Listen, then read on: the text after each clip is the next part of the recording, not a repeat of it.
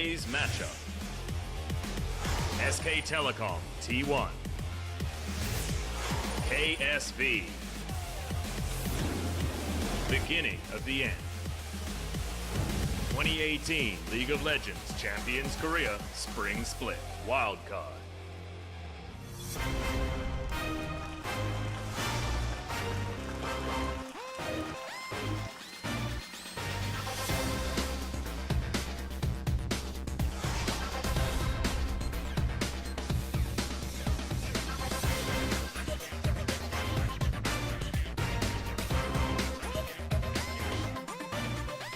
Good evening, ladies and gentlemen, and welcome to the start of the Spring Playoffs Wildcard. As Atlas puts it, I'm Achilles, that's Papa Smithy, and we are ready to dive into another squaring off between SK Telecom T1 versus KSV, our back-to-back world finalists, 2016-2017.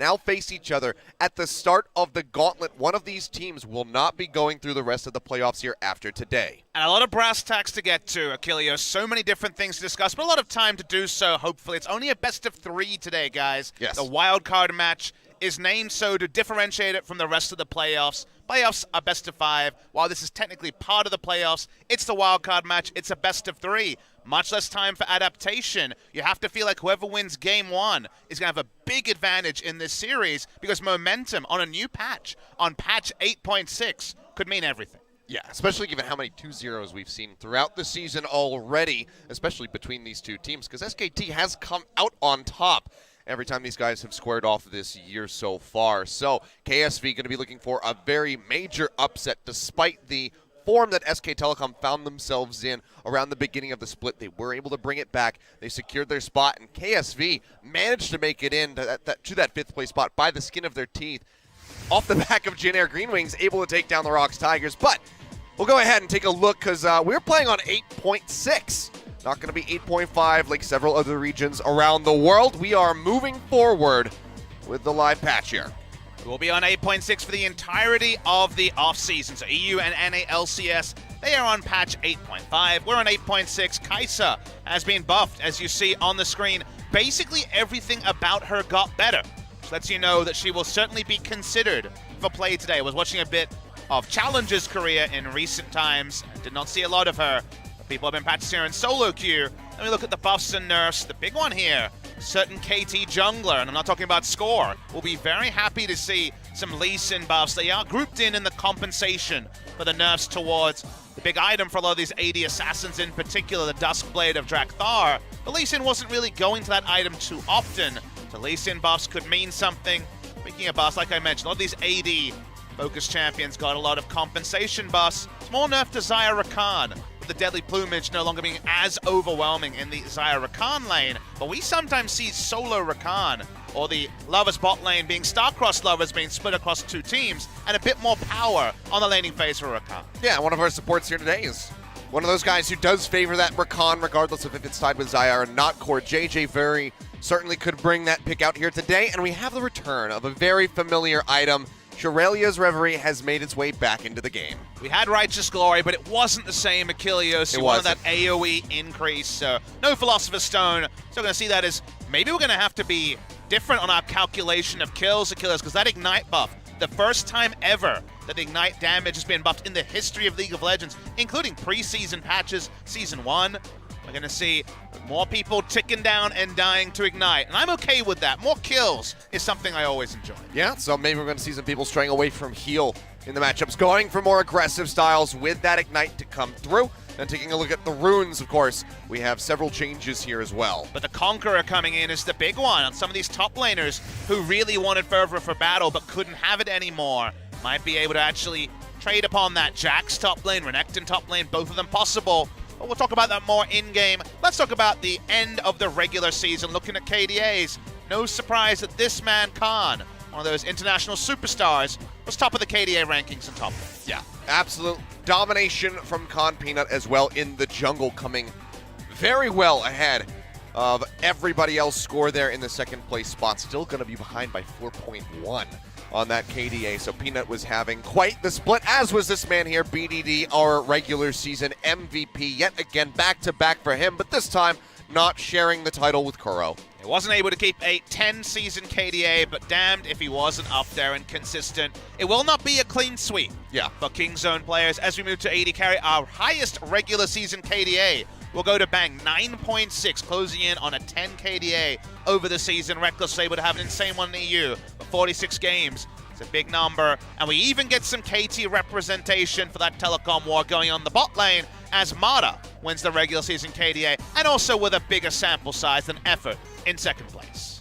Yeah, Effort not playing in too many games so far, just 19 through the season, but these are going to be the final MVP standings. BDD coming out just 2 wins ahead of Kuro and Tucson and Peanut, who all could have been, forced into a 4-way tie at one point, but BDD in the end takes it home. Back-to-back regular season MVP in BDD. Congratulations to him. This is how the first half of the story ended. The regular season ended with Kingzone secured at first place. Today we have SKT versus KSV in the wild card in a best of 3.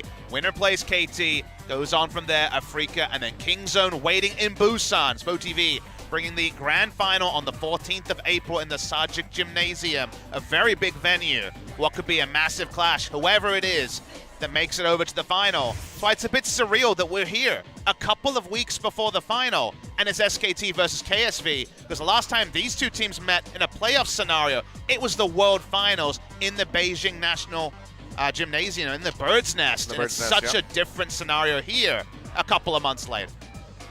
How the times have changed, but winner of this match will go on to face KT Rolster. Winner of that, the Afrika Freaks, and then all the way to Busan versus Kingzone, the final boss, waiting at the end of the dungeon. And I don't know if any of these teams have enough equipment to take them down, but we're going to find out in a couple weeks' time when that does roll around. But for now, going to have this double World Finals rematch coming through here with SKT versus KSV.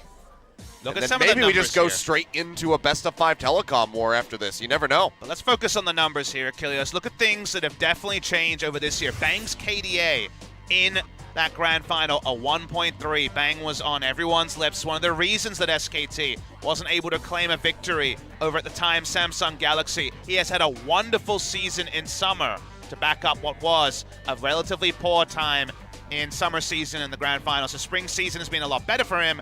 And you look at these seasons for both these teams, and the story we'll have to tell you is it hasn't been domination from SKT or KSV. They haven't been true contenders for the top spot after the week started to roll through. That's kind of been the weird takeaway, Achilles, is that, this year was supposed to be KSV anointed as domestic champions after winning the World Championship. They changed their org name but kept all the players together. Far from that. The last time we saw KSV, their players were in tears. Well, let's hear a bit from them now.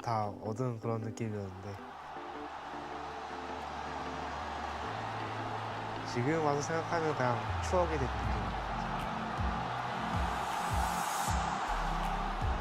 네, KSV가 분명히 잘 나가다가 주춤거렸던 시간이 꽤 길었었고요. 여전히 기복도 심하고 제 페이스를 완벽하게 회복했다고 말씀드리긴 좀 어려워요.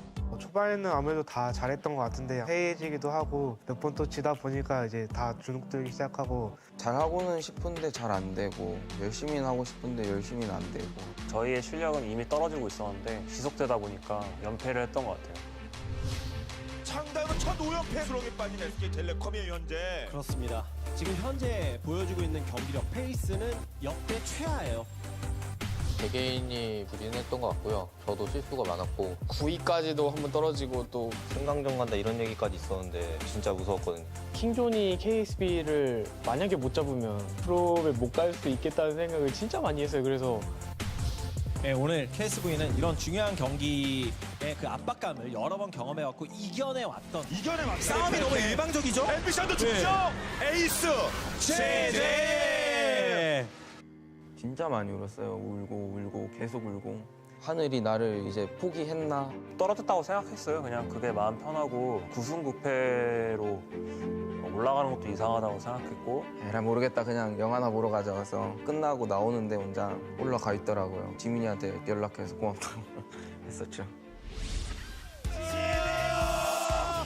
여기서 넥서스 게임에서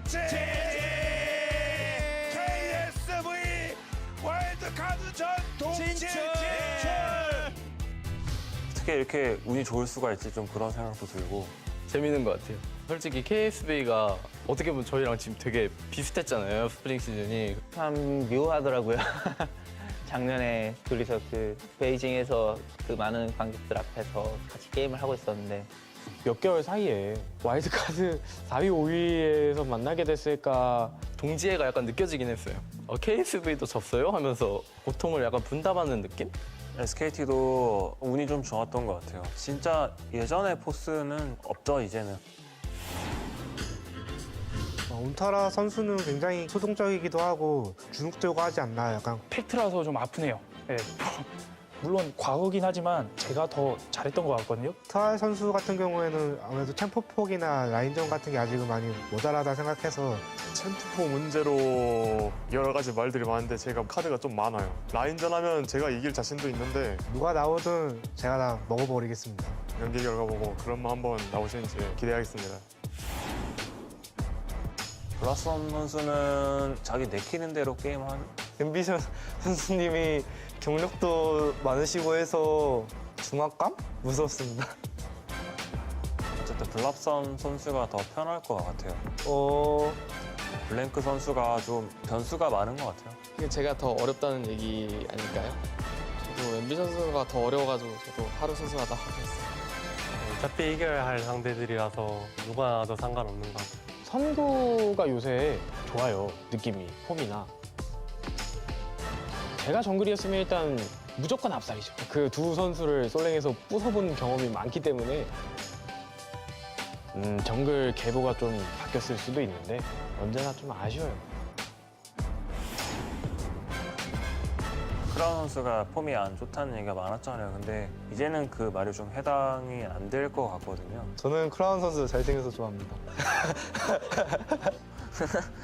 실력적으로 아무래도 사혁이 형이 좀 더 이길 것 같습니다. 이때까지 정규 시즌 실수를 많이 하시니까 저처럼 저보다는 적으신데 핑크 선수가 그나마 빈틈이 생기지 않을까. 실수만 안 하면 제가 이길 것 같다고 생각합니다. 뱅 선수가 요즘에 되게 안정적이면서 캐리력이 되게 높아진 것 같아가지고 누구를 만나도 좀 이길 것 같고 자신감이 좀 있긴 해요. 평소대로만 라인전 하면은 솔직히 질 것 같진 않아요. 바텀이 이 상태가 좀 메롱이지 않나. 요새는 막내죠 제가. 재혁이 동생이긴 한데 오늘 경기로 황금 수염을 검은 수염으로 바꿔드리겠습니다. 고호장준 선수 저번에 보여주신 것만으로는 알리는 제가 더 잘하는 것 같아요. 누가 나가도 이길 수 있을 것 같긴 해요. 재환이는 요즘에 아주 못 봐가지고 걱정해야 될 거는 상대팀이 아니라 상호 같기도 하고 제가 일단 선발을 해야 되는데 그거부터가 일단 걱정이에요. 이번에 KSV 경기가 마지막이 될 수도 있으니까 최선을 다해서 꼭 이기고 싶어요. 작년에 결국에 최종 승리자는 저희였기 때문에 SK한테만큼은 지기고 싶진 않네요. 저희가 당했던 만큼 돌려드릴 테니까 꼭 각오하시길 바라겠습니다. 완벽해질지는 모르겠지만 후회 없는 경기를 하겠습니다. 결승 많이 가보셨으니까 저희 한 번만 부산 가게 디딤돌 한 번만 대주십시오. 저는 저희 갈 길을 묵묵히 갈 생각인데 이번에는 개인적으로 느낌이 좋아서 결승전까지 갈 수 있을 것 같습니다. They think they can make it to the finals, says Faker. It's a very long road ahead for SKT if they want to pull that off, but they've already done it once before, Papa Smithy. This will be the second time that they could start near the bottom in the wildcard match and descend all the way into that grand final. But here's going to be your starting roster for SKT. Blank in the jungle, Tall in the top lane, and Effort at support. Should not come as a surprise to anyone who's watched the most recent matches of SKT. They did stumble against Kongnu Monster, but they were able to win, and this is the roster they have preferred. So even though we saw plenty of Wolf in the Trash Talk interview, we are not seeing him at the end of the season. They do not seem to need his veteran shot calling. They prefer some youth. Tal and also Effort playing is going to be a big surprise to people who are just tuning in for the playoffs. But both of them are preferred to more experienced opposition on their own roster. And speaking of opposition, I'm going to move over to the side of KSV. When it comes to their starting jungler, it's not going to be Haru today. They're sticking with ambition. Yeah, want to have The most experience on the Rift is humanly possible, so Ambition will be starting things off here for the side of KSV. We know that they are very prone to flipping, however, should they feel under pressure. Given that it's a best-of-3 scenario, if they go down in game number 1, we very well could see Haru swapped in for that game 2. Champion pool, a little bit different, more Camille, I would guess, but mostly they have been playing both the same champions. It's so crazy to see Crown in the booth again. Last time he played, inconsolable in tears because he believed that KSV would not make playoffs. It was the grace of Jin Air, the clean air, was the only reason that KSV was able to make these playoffs. But I love the points the teams brought up. They come in 9-9, 0 game score, not +1, not -1. That means that they are 23-23 and 22-22 win-loss respectively. There may be some impressive KDA numbers, bang, less than a death a game, but neither of these teams has had the spring season they want to remember. And the scary thing for one of them is the story ends here. There is no redemption arc for the loser of today. Yeah, as they're putting it, at least alluding to it, seems like that, that Beijing curse coming through both of those teams that had made it, now struggling in the regular season, but were able at least to make it into the playoffs. But this is going to be some of the biggest pressure these guys have been under in quite some time since that World Final. As it all comes down to this, if they want to advance, they have to take down the other. And the numbers here are not misleading. It's 12-11. We have sometimes where we have to include old results to make things seem hype. It is his hype. It is SKT versus KSV. It's the World Finals rematch. It's an elimination match. And there has been plenty of times where KSV have gotten over the line. Only one time in a big match, but that big match was the World Final. We are, of course, also, Achilleos, going to have to talk about side selection. SKT finished 4th. They are ahead in terms of head-to-head and game score over KSV, and that means that SKT choose the blue side for game number 1. KSV can decide for game 2 which side they prefer. Looking at the win rates for the different rosters, Tal, Blossom, and Wolf actually ended up being the winning combination. They will be preferring the recent wins, the recent level of dominance they've had with Tal, Blank, and Effort. I would be very surprised to see Untara or Wolf today. Yeah, don't think that one's going to happen unless something catastrophic occurs here in this first game for SK Telecom. Key position, of course, is going to be Faker versus Crown there in the mid lane. Crown has been going back to these older picks for him. The Karma, the Vel'Koz coming back out, even the Syndra making a slight return as of late. Both these players showing a lot of emotion on the stage. Faker is a stoic player. He will not often show rage. We know about his cracking of his neck. We know about some of the small tells. He had to put up with a 10-match losing streak where he was not an innocent bystander. He tried his best, but he made some critical errors, and Crown has had another down season. There's a lot going on in the mid lane. It's gone through many different storylines. In the AD carry, Bang definitely dominates in KDA, but Ruler has not had a poor season. His team in general has not been able to function. It's only when Ruler has popped off that KSV have looked relevant, so they need him to be big here. Looking at some of the picks, remember that Jin is back in the meta, and is a big pick for Ruler. He was late on the Jin. He played it right around Worlds 2016 qualification, but looked very strong on the pick. We're getting into the match prediction. I predict a lot of votes. I predict an SKT lead, and that's a big one. Yeah, a massive one. 79 to 21% with over 10,000 voters, the highest number that we've seen so far. So the fans turning out completely here today to voice their opinion. And, well, it goes the way of SK Telecom at the end of the day, as you might have anticipated, the most popular team in the world. History has meant so little in spring 2018. A lot of things have changed this year. We had the longest match. We had the craziness. Now we have the wildcard match, a best of 3 in SKT and KSV. Our first game on patch 8.6 as well. So much has changed, Achilleos. We don't know how much has changed for this series, as SKT not interested in any Vel'Koz shenanigans. Yeah, just got to ban that one away, not giving Crown the opportunity to even look at that one. They'll answer with the Azir, as that's typically the matchup they like to go ahead and take that one into, and the Camille will also be off the table for QV. It was interesting to hear QV talk about small champion pool for someone like Tal. QV has had an effective champion pool, much smaller than other top laners, dominated by his Camille play recently. He's a great Camille player. Gnar is the other big pick for him. I imagine both of them will be in consideration here. But on 8.6, Conqueror is in the meta. Rageblade has been changed. The Jhin priority is up. A lot has changed. And SKT says, what about your comfort? It's gone. As the comfort picks for QV and Crown are largely answered, it draws a last ban on the Swain. Now, usually Olaf is what we talk about here as a first pick, but Jungle Trundle has been played in the LCK. Oh, and a first there we pick go. on Kai'Sa. All right, heavy priority, the first one. This is a that we're gonna surprise, see Achilles. locked in. Now, Bang is rank 1 in Challenger right now, has been playing the Kai'Sa. The Kai'Sa build will be very interesting to see, as Ruler and Bang have had disagreements on the best build. It's also surprising priority, because Kai'Sa was enabled in Challenger's career and hasn't been picked. It went through pick and bans, so this is a surprise. I watched the Griffin series, didn't see any Kai'Sa. We see it first picked in this game. And KSV answer with Caitlyn, which for EU fans would be very normal. But in the LCK, we've only seen one game from Ruler on the Caitlyn. It was a loss. He did not look impressive on it. It's going to have to be thick and fast. And we're seeing a lot of 8.6 instantly locked in.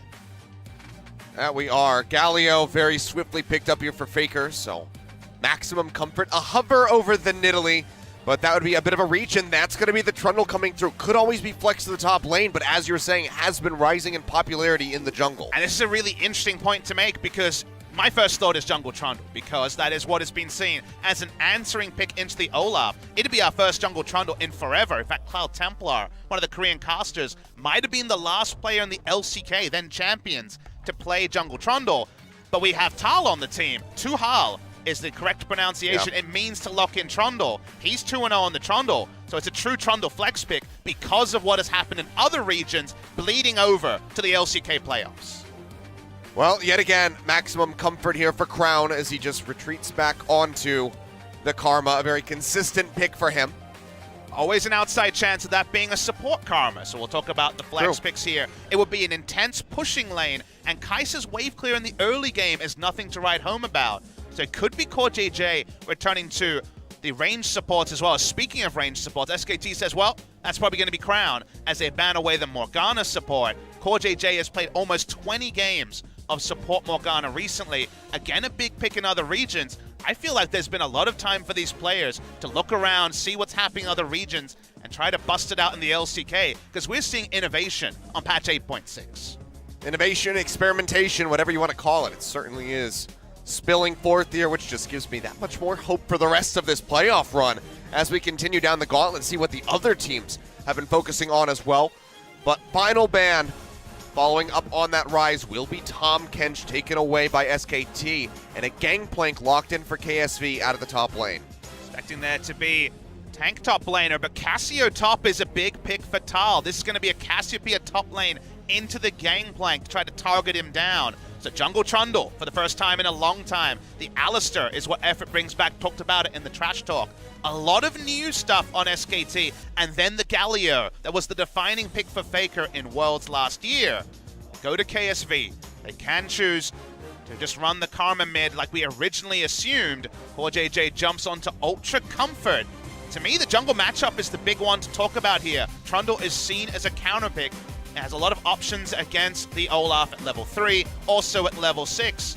Ambition is also on the Olaf and usually is a defensive jungler. And if you're just power farming with the Olaf, you might clear a lot of camps, but you don't get the same sort of value. KSV have a momentum-based draft around the Caitlyn wave clear, and also the Karma being able to buff up the Caitlyn. This worked the first time for KSV, and then fell away a couple of times in a row, these Karma mid lane drafts. They do have some late game insurance in the Gangplank, but if you see Blank getting ahead in this game, and that's a big if, only Zac has been what he's performed on, but if Blank can make it work on the Trundle that both these junglers have been practicing, SKT have a very strong draft. Plenty of opportunities for skirmishing between the Olaf and the Trundle.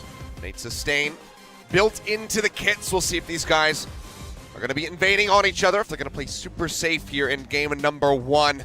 That's definitely the matchup that is probably the most important going on here in this game, but got to give it over to the Kai'Sa. Really excited to see Bang on this. There's just so much 8.6 in this draft. These teams are not going for what worked on 8.5. They are innovating quickly. They are taking their solo queue that everyone's been playing a lot and bringing in. Kai'Sa is first picked by SKT. I'm happy I've been playing Achilles because there's a lot to unwrap here. And we also have the undying hype of it being a best of 3, an elimination match, and a World Finals rematch. Exactly that. You already mentioned it, the innovation being quick. That is what is going to matter here in this best of 3. Loser is out of the playoffs. Winner goes on to face KT in a best of 5. Let's go ahead, kick this thing off in style. Game number 1, SKT versus KSV.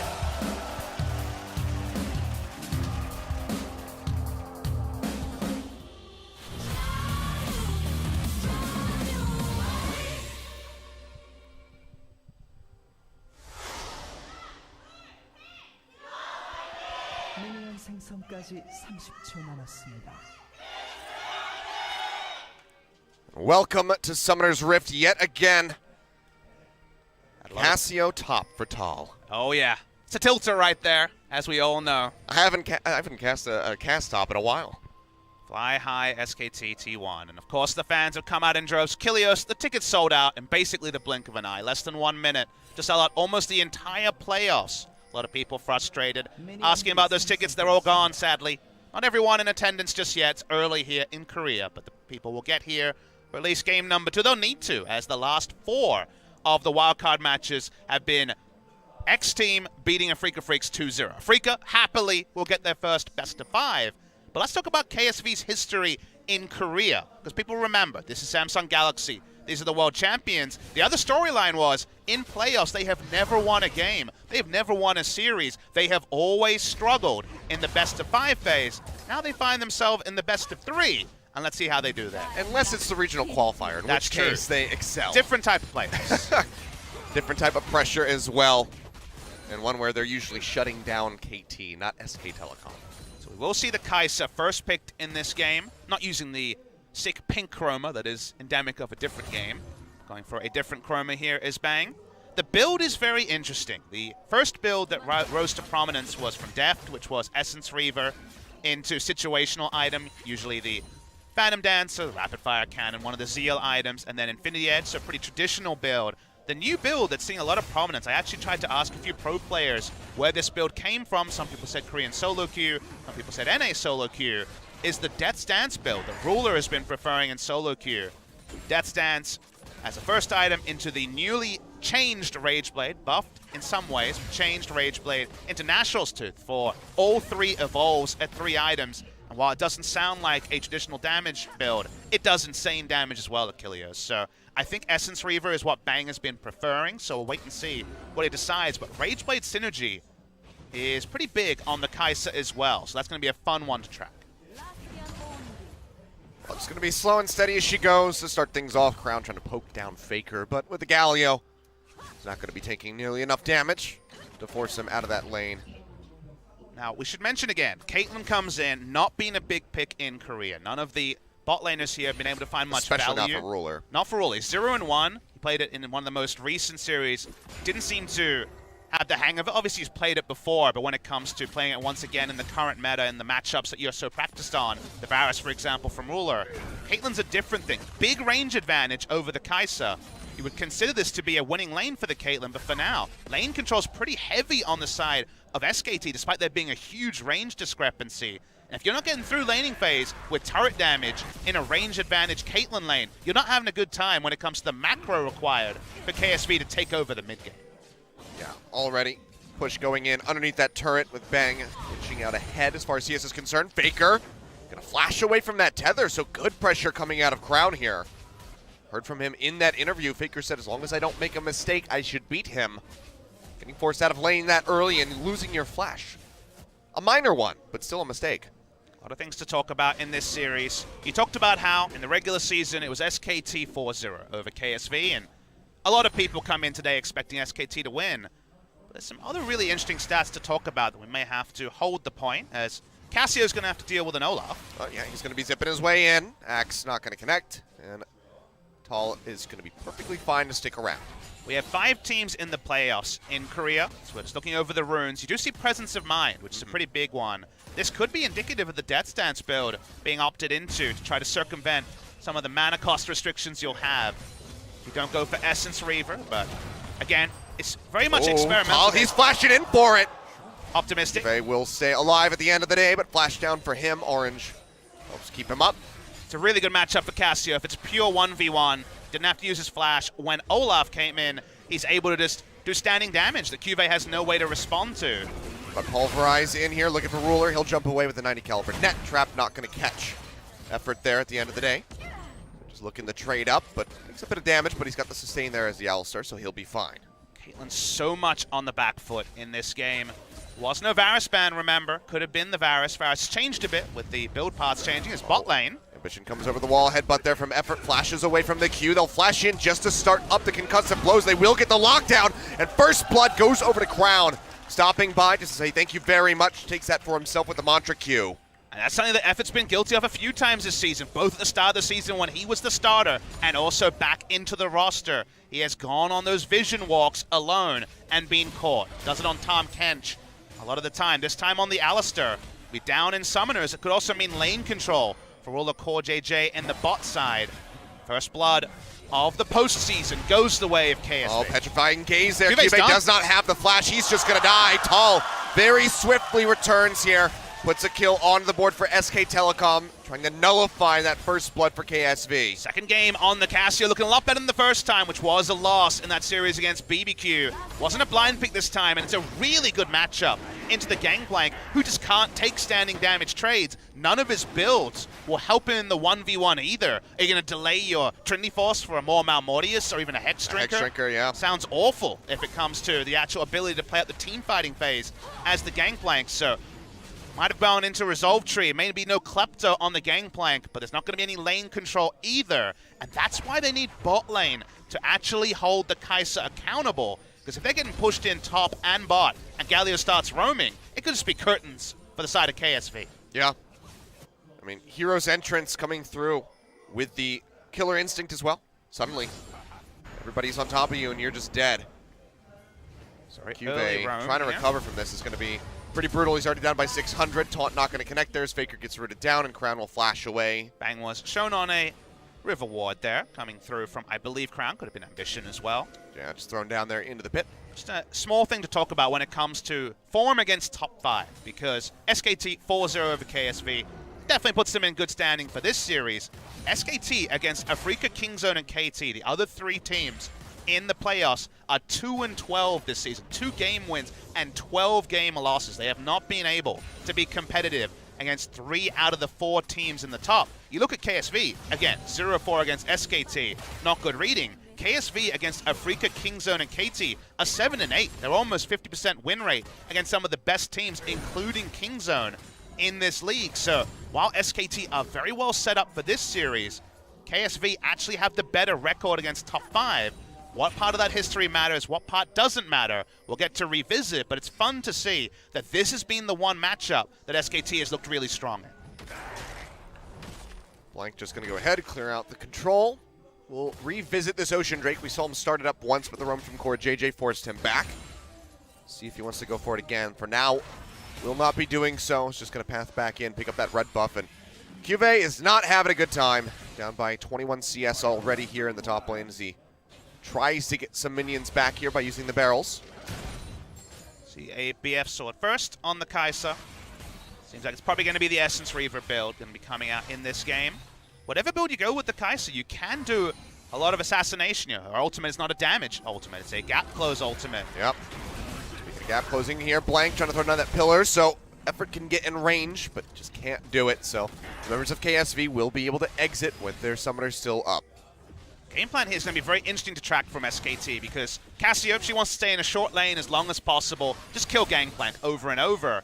The Kai'Sa, when turrets are down, has a lot of assassination potential with the Galio. Might actually be a conduit for the hero's entrance, which we never talk about, with an AD carry being the one you use the hero's entrance on aggressively, but could happen here. But then if you have long lanes, it's also a great time for Ambition to start ganking. So there could be a lot of playmaking when the turrets initially go down. KSV with the Caitlyn comp desperately want to pick up the first turret and rotate. Oh, that's another petrifying gaze thrown down. Miasma comes through and QV is just dead. Nothing to do. Sheen will get completed, but that's not going to help him when it comes down to stopping this damage output from the Cassiopeia. He falls yet again. Tall is just so far ahead. He hasn't even needed the flash that time as bot lane, seeing an attempt at an all-in. I think this is going to be turned around. Really nice Glacial Fissure there from core JJ. Does keep himself safe, and they actually trade back onto effort quite nicely. But this is a game being won out of the top lane right now for SK Telecom. And it feels like this was unscouted by KSV, but they should know that Tal is a top lane Cassio player, plays it a lot in solo queue. He may have lost on it in his one game that he's played on the big stage, but Tal does pick for lane. He's happy to go Trundle into tanks. He will go Cassio into a GP. They go for the blind gangplank, which is a takeaway from Tal. He's 6-1 on the pick. It's been his most winning champion. But we know he has reverse matchups as well. And compared to when he started the season, coming off European challenger scene play into SKT, sure, he was nervous. Those nerves are going down, and you're seeing it here in a very nice performance in the 1v1. And already just going to get chunked down to half HP. Can barely trade anything back with the parlay. He is down by 40 CS, 39 now as he starts picking some up, but very massive loss of gold on that GP, not having the Kleptomancy. Ambition going to go ahead and start picking up the Rift Herald as he sees that Ocean Drake go over to SK Telecom. Should be able to get that and maybe try to transition into that first brick, targeting out that turret in the top lane to deny the short lane away from Tal. Would be a decent way to give KSV some leg room here, I suppose. Going for a walk, trying to see what's going on, but doesn't actually ward into the Rift Herald. Doesn't want to fully commit onto it anyway, wants to push in the minion wave against Karma. Vision will smite it away, picks up the Rift Herald buff. Wasn't in vision of SKT, but again, they would have inferred it. The control ward had been put down just by Faker momentarily ago. The thing to remember here is that because of the matchup, I feel like the one way still to try to exploit SKT is to target Blank, is try to be really aggressive around him in the early game. That's just not Ambition. It might be the Olaf, but it's not Ambition style. And the Trundle answers Olaf in a lot of the level 3 and early trades. So he's disincentivized in a couple of ways, both natural playstyle and the matchup to be aggressive. And while Blank has done nothing, he's farmed up, he's picked up a Ocean Drake, it hasn't been at the cost of SKT compared to other jungle matchups where that can be something to be held against the SKT jungler. Yeah. Ahead now by 1,000 gold. You can see even Tal here with the Cassiopeia has done quite a bit of damage here onto this turret with the help of those minions.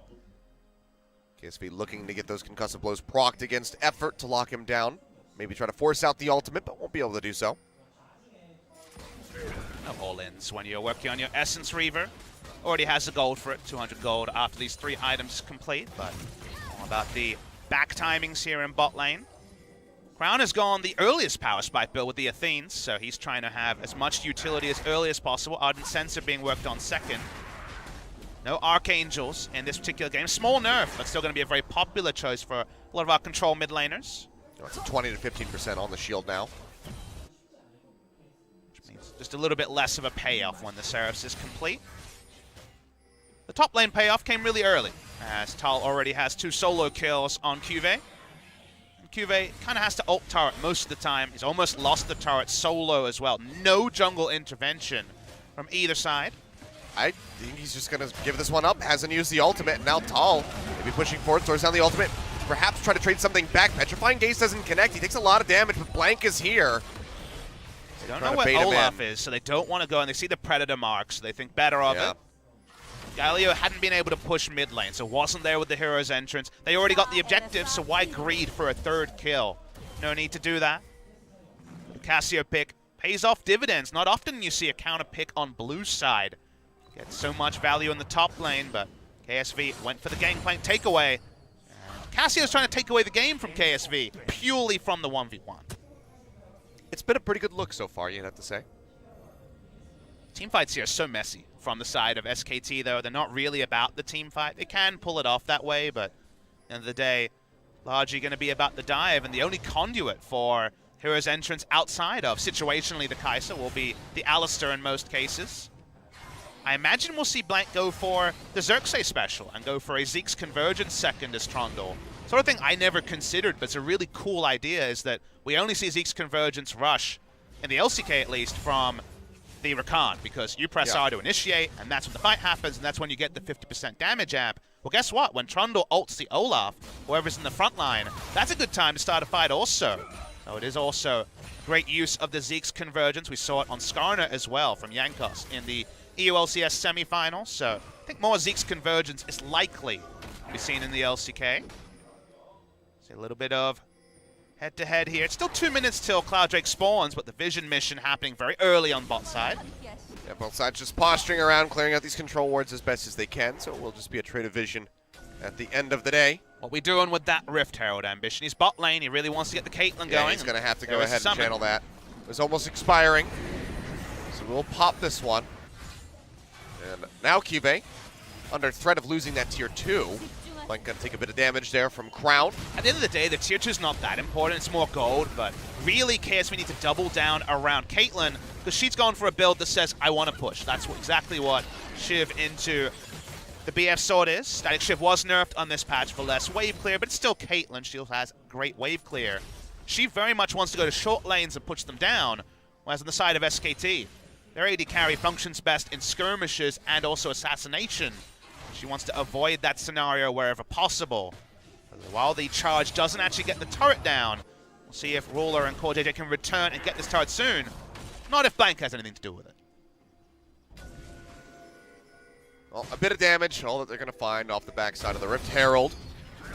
No real commitment to taking that down available here for KSV. Don't want to go too crazy. First brick's already been taken off the table by SK Telecom as they stretch ahead by 2,500 gold. So difficult for KSV to win team fights in this game because whoever walks up, it's going to be a pseudo tank. I guess it's going to be Olaf or the Braum. And if you ult Olaf before he ults, he actually goes close to negative resists because of how the Trundle ultimate works. And that's painful, Achilles. You just die because you pillar behind him. Doesn't matter if he has Ragnarok, he's just dead. Yep. Same thing will happen with Braum. So true 5v5 team fights are almost impossible unless they have a massive gold lead, which is looking very unlikely as we crest 17 minutes and they're behind in gold. It's an objective-focused comp. 2 support items insanely early on the mid laner. Means they want to fight around 2-item Caitlyn. But can they get the fights they want when Gangplank is under his inner turret very early in the game, when vision control is there with SKT? Your first thought is no.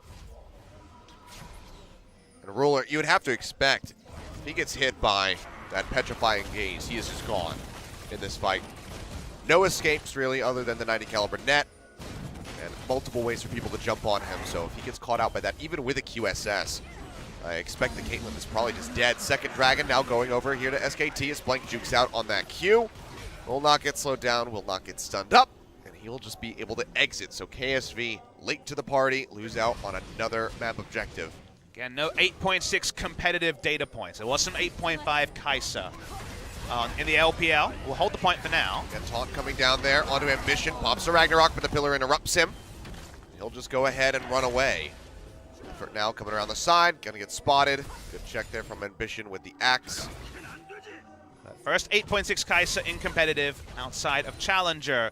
We'll notice already enough AD for the Acathian Rain evolve, the Q evolve for even more burst damage on single targets and also helpful in wave clear as well.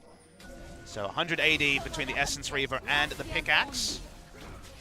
See what the second item is. Some people go Rageblade here because you can proc your W, and when it comes to your passive also, your passive procs very fast with the Phantom Hit when you get these 6 stacks of the Rageblade. Other people will just go straight into a Zeal item. We'll wait and see as blue buff is stolen away by Bang of all people. Takes that one for himself. So, gonna be extra safe with the mana on top of the Essence Reaver there, so going is no longer gonna be a concern. And Presence of Mind has not been changed on patch 8.6, so you get first kill, and then of course, very likely that if a team fight extends, you're gonna have very, very high amount of mana in a team fight. No sign of Conqueror just yet, just looking over the runes, everything pretty standard. The Phase Rush to not be kited by the barrels, and also to get your own speed up as the Cassio. But 2 items now on Caitlyn. The question is, what do you do with it if you're KSV? You can't really roll up because you don't have aggressive vision anywhere on the map. You've been frustrated at trying to take the bot lane turret. You've already outlined that no one is a real frontliner if the Trundle is there. Plus you have the on-fire situation in the top lane. It's basically a meme right now, how far behind and how little control KSV has. It's not going to be Flame Horizon just yet, but his turret is already below 50% HP. He's not got any help from his jungler because there's a looming chance of a 1v2, so the end of the day, the Gangplank is on an island, and they want to play anywhere where the Gangplank isn't, ult, and hope they can win the 4v4, as they might turn onto Baron at 20 minutes. Remember, Cassio is traditionally a super high Baron damage dealer. Yeah, she is just going to go ahead and rip this one apart. Even without a Mountain Drake, Blank will have enough sustain. KSV don't know about it yet. Juve is hovering around the area, but he's going to be distracted by that control ward. Okay, they're they think now about it sniffing now. this one out. Tull's down to half HP. They're going to spot this. Miasma will stop them from pushing forward. And SKT will peel back, but you can see they're willing to make these massive, risky calls. Credit to in order to KSV, get though. ahead. They did their problem solving. They say, who is missing? Where can we see enemies? It's 20 minutes. Okay, Baron is spawned. How fast can they do it? Decently fast. It takes them about 12 seconds to move towards the Baron pit. It was going to take about 25 seconds to take down. At the end of the day, you need to problem solve. You have incomplete information, even if it looks clear, when we have the map hacks as spectators. They're able to respond. The Baron could have ended the game in many ways, but no Baron buff for SKT off spawn. SKT, however, will go ahead and take down this turret. Poor Cuve. Whatever lane he goes to, the turret just dies, it would seem.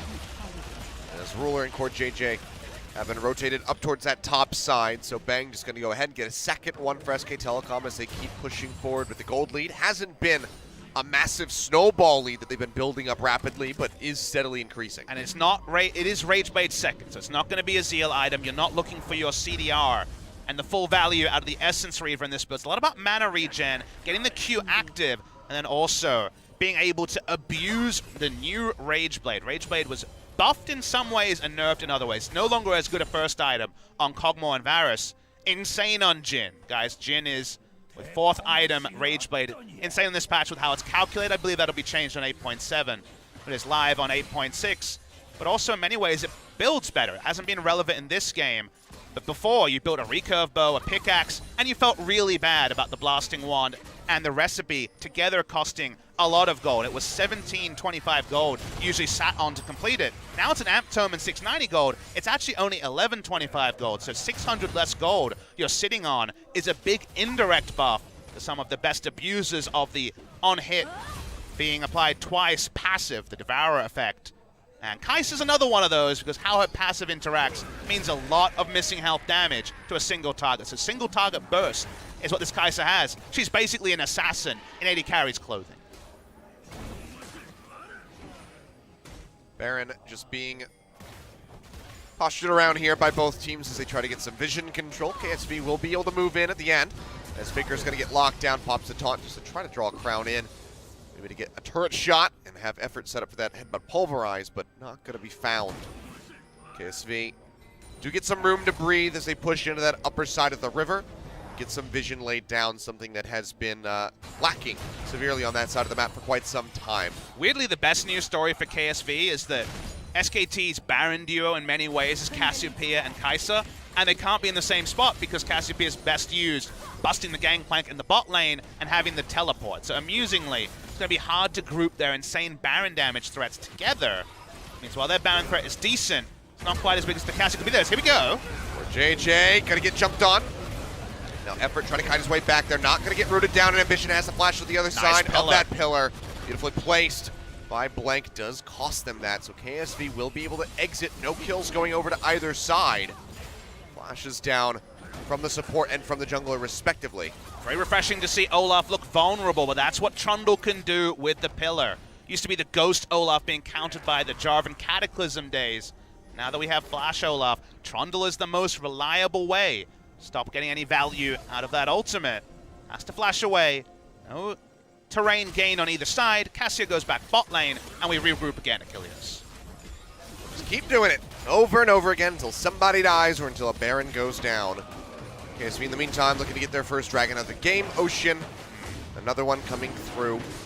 Be nice to pick up something. They've really got only a kill to their names. As Tal says, maybe not. He's just going to push over the side here. Cuve yet again going down very low. Ambition able to finish that one up, but Cuve has to flash away at the end of the day, and now Ambition's in a bad spot. Remember, his flash is down. The pillar comes through, and that's going to be a kill going over to Bang. Effort will get locked in. He takes a massive amount. The heal comes through, but Ruler manages to claim him in the end with the help of that red buff. Faker. Another one picked up. Faker coming around the back. Misses. Flashes in. but not going to be finding anything. And now he's too far forward, blocked off by that Justice Punch. Miasma comes down and he goes golden. KSV takes so much damage there on the core JJ, who can't really frontline any longer, but Faker, he's still in here. He's going to go down. Didn't have an escape plan, tried to go 1-for-1, can't do it. Takes a long time to kill the Galio. In the reverse situation, we already said, Trundle ults the first target, they die. Not the same busting power here as we see the fight go on. This Crown is grouped. Flank getting worked down. Q from the Braum, not going to connect. And KSV maybe can get a little bit of damage in onto this turret. Tall takes a hit, Crown goes low, but the hits are coming through from the Caitlyn. Ace in the hole, will be blocked by Bang, and now Cubey is too far forward. Headbutt pulverized, takes him down as Bang claims another. You can tell what happens when 25 minutes of inaction are followed by some action. Everyone gets a little bit over the top. A couple of people go down in unsociable fashion. First it's Faker, who will be alive with teleport in 5 seconds and the hero's entrance. So SKT start to posture around Baron. Trying to get the surprise there. Cuvée can understand his frustration of being in the Cassio lane for the entire game. Gives away another kill, doesn't do himself any level of benefit. At the start of that fight, we saw a preview of the sort of assassination available to the side of the Kai'Sa. Insane in the 1v1. She doesn't have to worry about her own safety. We'll definitely see plenty of that on patch 8.6. KSV immediately shoving back out here. Multiple members trying to regain control of the vision around Baron. Vision will go ahead and get the control ward inside the pit. Core JJ feeling safe enough to push forward here for the moment, but now that he sees effort, we'll just have to leave that one standing. And they also get the Scuttle Crab, so some longer standing vision available for KSV around that side. As Tall is just going to steal away a blue buff. The rest of KSV interested in this turret. Effort goes forward, but might have just been to his death. Yes, it is. Reckless Swing comes through and Ambition finds the kill, but SKT are collapsing. Killer comes through yet again. Miasma catches so many members and they are just going to fall one after the other. A triple kill over to Tall. He will get taken down by Crown in the end, but the damage is done. The combination of the Miasma and just the sheer damage coming through from Hurricane on Bang was intense. Able to get a trade up in kills for the side of SKT, but they lose their Kai'Sa and their Cassio, so they can't turn it into a Baron, which is usually the reward for a fight around 27 minutes. Yeah, Effort now gonna respawn. A 2-for-3 at the end of that one, with Effort already having been killed. So you can see the power that SKT has with this composition, and KSV, they need to learn to play around this, or it's just going to be a whole lot more of that. They just can't Achilles with the comp they've drafted. That's why I like SKT's draft. We watched the replay. Effort says, I'm low, but I can be the conduit for the hero's entrance to come in. That's out of position. But Bang is feeling it. He goes in with the ultimate, knowing how much damage he can do. The Miasma on so many members. They have great follow-up damage, but it's with pretty significant cost as Cuvée is able to actually tussle and the tether from Crown lands. That means no Baron. Let's also talk about the item build. With Hurricane complete, there is now evolution on both the Supercharge and the Q. So Q and E are now evolved for the side of Bang. Able to, with over 100% attack speed, also in fights, dodge in and out. Oh, that gold discrepancy there. It's huge. So with the ability to go invisible. But remember that Hurricane bolts also proc the Supercharge, so you basically have close to 100% uptime on a crazy attack speed steroid like the Supercharge on Kai'Sa. 3,500 gold just about there between Cuvée and Tall. No free gold generation, no free lunches for the Gangplank anymore, and he was so well held in the 1v1 that we can't be surprised. Yeah, 5-1 and 2 is Tall after that triple kill comes in. So he's looking pretty scary. Seraph's Embrace completed, Void Staff with Azonia's, Henda Leandri's Torment. Faker as well is feeling pretty feisty with the Galio, not going to be seeing the Abyssal Mask.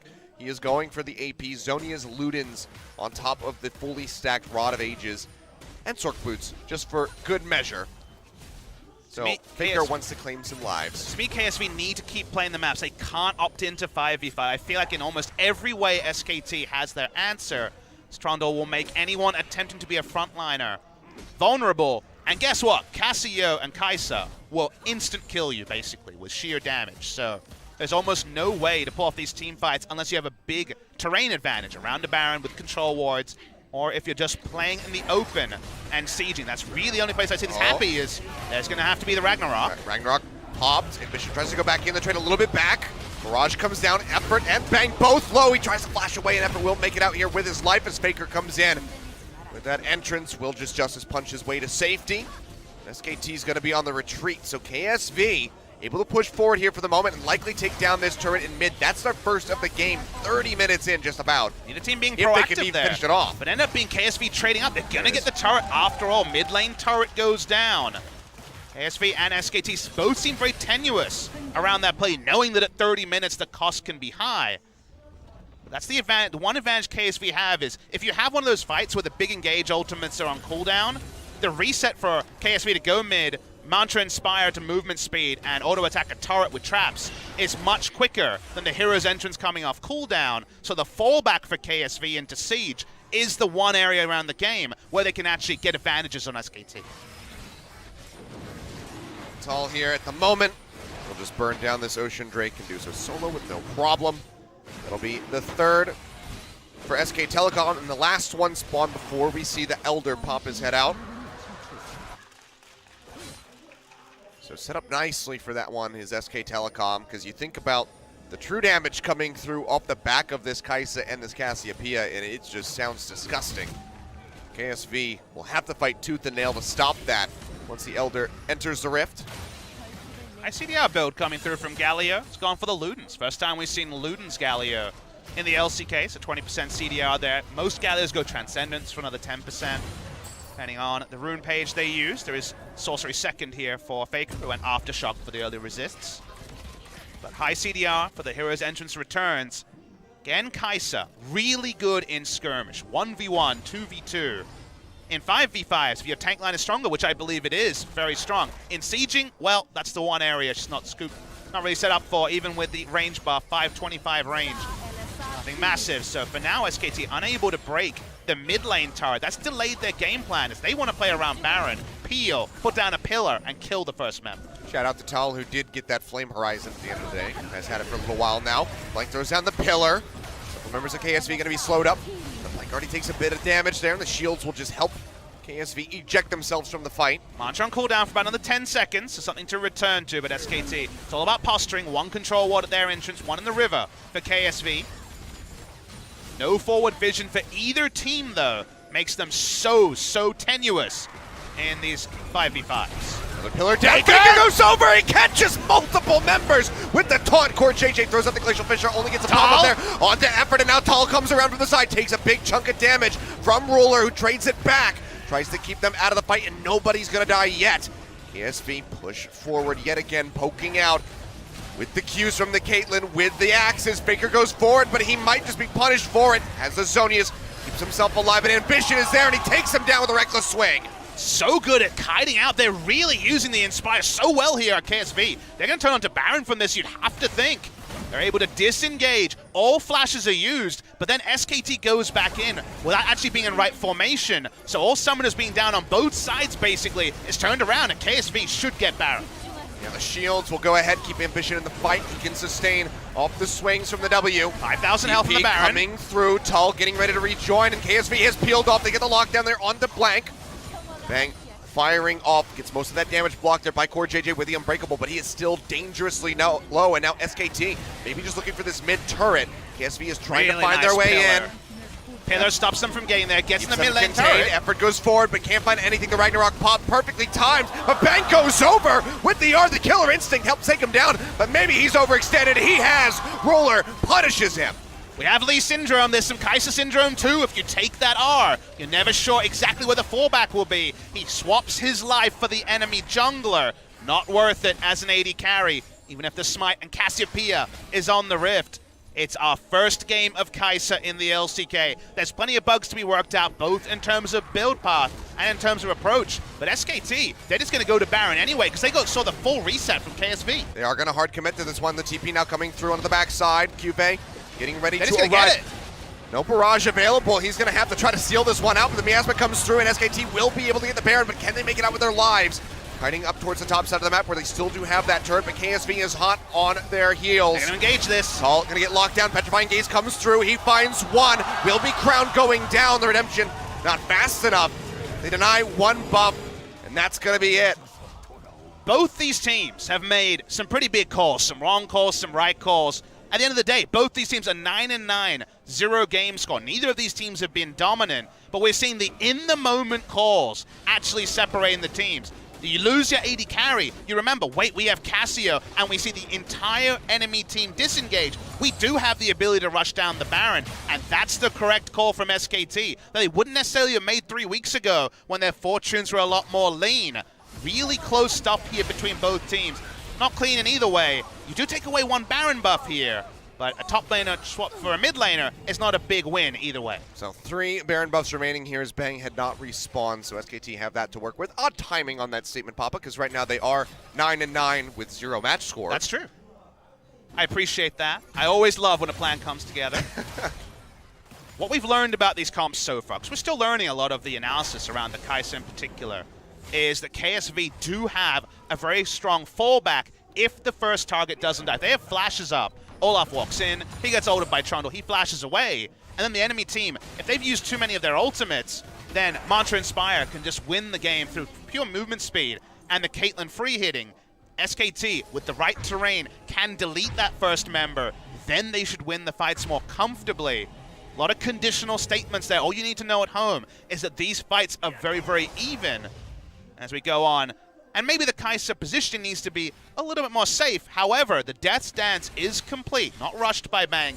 He's completed at 4th item, which means now the amount of selfish lifesteal he'll have out of his Q in particular. If you're dueling, if you get a 1v1 as Kai'Sa and have 20% damage reduction and insane physical damage spell vamp in many ways from your Q on a single target, it's almost impossible to lose a 1v1. SKT now. Baron left for just over a minute as Effort is looking for an engage perhaps. Core JJ going to be caught out. They'll get locked down, throws down the Glacial Fissure. Redemption comes through and takes a little sidestep there with the stand behind me. Barrage has started chunking people down. Blank will have to flash over the wall. Pillar is down, and also note that the Trundle ultimate is down. Very, very useful to deal with the Olaf. That's on cooldown now. Ambition's flash about 20 seconds away. That's another important thing to remember. They currently have the inside track on the Elder Dragon as well as control of the vision in the area. They can do this insanely fast. KSV cannot take any liberties. They check it now. Burning it down in Effort. He's going on a solo mission around the backside. Secret Agent Alistar finds the gangplank, knocks him down. Killer Instinct immediately there from Bang, and he will scoop up the kill. Elder Dragon still being taken in Ambition. He's chunked out, has no way of getting in there. SKT will be able to claim this. Only 20 seconds of double buffs stacked on top of each other, but Elder Dragon times 3 equals a lot of true damage here. They can use to just rip apart KSV. Ignar-esque from Effort, very nicely done. They don't want to make it a 5v5 where you abuse shields, find someone alone away from the Karma, and you will have deletion damage from Bang. So well played, and look at how short the cooldown is. We're going to have the Kai'Sa ultimate up again in half a second. Yep, can go ahead and just pile over the wall should they want to go for the dive. SKT pushing on multiple fronts here. Tall on the bottom side, Faker in the mid. Just knocking down that inner turret. Top lane still standing. But that's just going to be the only reprieve here for KSV at the moment, as they are in such a bad spot. That Elder Dragon giving that one over to SKT was probably the last line of defense for this team. Well, unless they can pull a miracle out of the nether regions. Remember, the real last line of defense is putting down traps against a poor siege team. They still have that. This is true. It is actually still really tricky for SKT, short of a full-on turret dive, to break the base. So that part is at least going to delay the game further. This one could go long, guys. It is at 40 minutes almost on the clock. And while it seems like SKT have a lot of the better options, I like their 5v5 options. They've shown now if they get the right flank, they can subvert some of the Karma power. All that gets harder to do as you're going into very heavily defensively orientated terrain, like the enemy base, like the enemy inhibitor turrets. I don't think SKT will look for the turret dive unless it's the overlapping second Elder Drake and Baron buffs. But with the items as they are, with the Caitlyn at 6 items but so far frustrated when it comes to finding damage, short of another Kai'Sa positioning mistake, it seems like SKT can just overwhelm whoever tries to be a frontliner from KSV, because it's just an Olaf and a Braum. It's nothing to write home about. Well, 10-9, SKT with a very clear lead. Only 25 seconds left on that Elder Dragon. Effort goes poking forward, says nope, not going to go that way. Does manage to peel back. Man, Gangplank has fallen on hard times. This guy was ahead of the Bitcoin rush. This guy knew every cryptocurrency, had all the gold. This is post-crash Gangplank. He's come back down to reality, 40 minutes in, 3 items. He's got none of those helpers left anymore. What am I going to do with all these graphic cards? I bought so many 1080s. Apparently they're not working out for poor Gangplank in My this game. life savings. All of that inheritance money gone. Grandpa, I'm sorry. Don't often see a 5-item top laner versus a 3-item Gangplank, but that happened in this game. SKT. Ward's coming down, looking for an entry, and Effort might have found it. Pops up to Faker! Ambition, gonna go ahead, try to get his way out of there. Finger goes in for the taunt, Justice Punch connects in. Ambition goes low, and he's gonna die. Watch out! Finger goes golden, but he'll get taken down, but now Bang is into the back, but he's isolated himself. He finishes off one, and gets all of them! Triple kill, Bang! Are you kidding me? Insane play from him. He manages to stay on top. That's a death dance in action, and now SKT will go straight through the top lane. They'll take the inhibitor, and they're gonna take game number 1. And that's why you first pick the Kai'Sa, so strong. He's chasing on for another kill. Should be able to get a QV. Will he be chased down? Tries to make his way in. Effort will get punished, but that's about it. The base crumbling now as SKT explode forth with one final fight. The pillar comes through.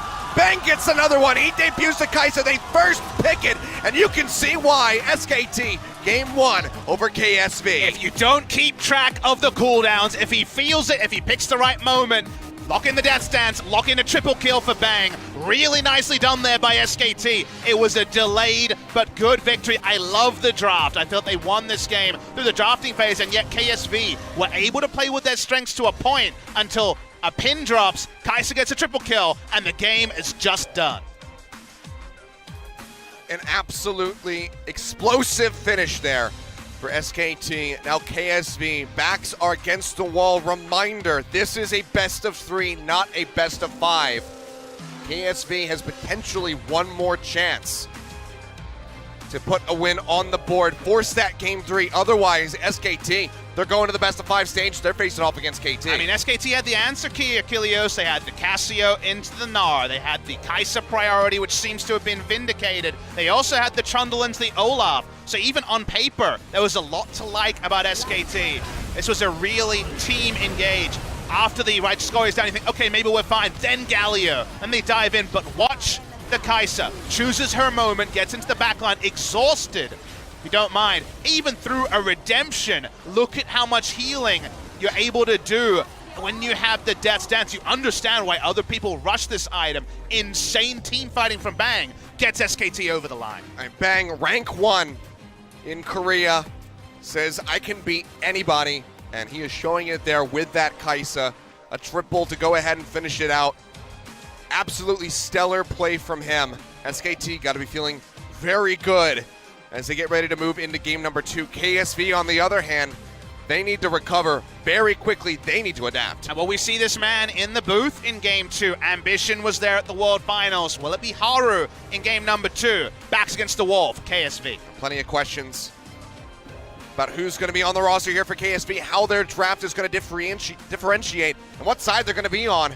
We do have dynamic side selection coming through here, but SKT, they start things off with a bang, quite literally, on that Kai'Sa debut. Absolutely wonderful performance from these guys. Was tight-knit to a point, and then the ball just started rolling there for SKT, and they did not stop. Gotta pick your moments as Kai'Sa. We had one down moment for Bang, but the up moment won the game outright, and that is the power of Kai'Sa on patch 8.6. Yeah, both he and Tall, wonderful there with that Cassiopeia. The return to the top lane was dominating Cube from the get-go and really leading to that victory. That's game number 1 in the books. We're going to go to a break. When we come back, game number 2 to see if SKT just closes out clean.